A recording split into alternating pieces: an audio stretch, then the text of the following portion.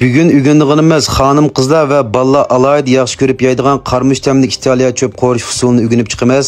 Oldi bilan kala go'shtini yaproqlab to'g'rab olgandan keyin qalam chalatda to'g'rab tayyor qilib olamiz. Keyindan bosh piyozni qalam chalat to'g'rab tayyor qilib olamiz. Ko'k qizilazlarni qo'shimcha chalatda qalam chalat to'g'rab tayyor qilib olsak bo'ladi. Qo'llash azob qolmasin, boshqalarning foydalanib qolsin. Bir tal yurak inkas rayoniga 8 raqamlarini go'nja qilmagan do'stlar go'nja qilinglar. Kala go'shtining qo'rg'avatiri qozonga chaplashib qolmaslik uchun yarim qo'shdan azroq tuz, bir qo'shiq dianfin muvofiq miqdorda suv may qo'yib tekshi aralashtirib tamlantirib olamiz.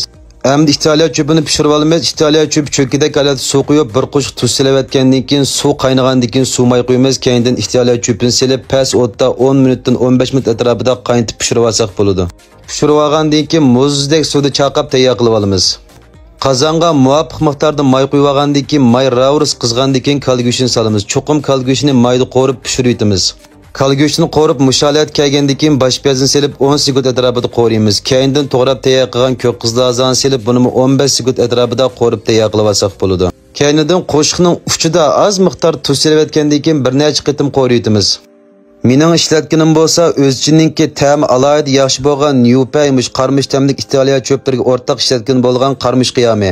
Oldi bilan buningga muvofiq miqdorda qarmush qiyomidan silitimiz. Keyindan pishirib tayyor qilib olgan cho'pimizni silib bir necha qitim o'rib etgandan keyin solgan cho'pimizning miqdoriga qarata muvofiq miqdorda qarmush qiyomi temtimiz.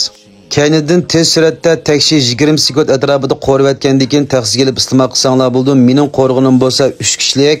Ügünüp aldыңızmı? Sizmi uyunuz sınap beqin pastki seri qarudan mal setib olsangiz bo'ldi. Zavoddan bevosita mal sepirdi, kira seksiz.